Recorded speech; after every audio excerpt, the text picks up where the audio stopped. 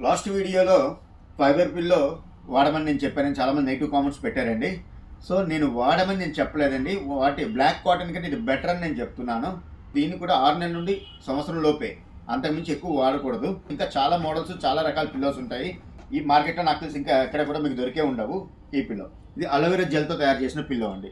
ఇది కావాలంటే ఇది మీరు వాడుకోవచ్చు. ఇది మెమరీ ఫోమ్ పిల్లో అండి. ఈ మెమరీ ఫోమ్ పిల్లోలో కూడా 2-3 రకాలు ఉంటాయి. ఇది memory foam.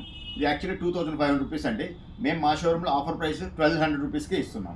Next PU foam. గట్టిగా ఉండాలి పిల్లో మీకు అనుకుంటే చాలామంది పెద్దవాళ్ళకి గట్టిగా వాడుకునే అలవాటు ఉంటుంది.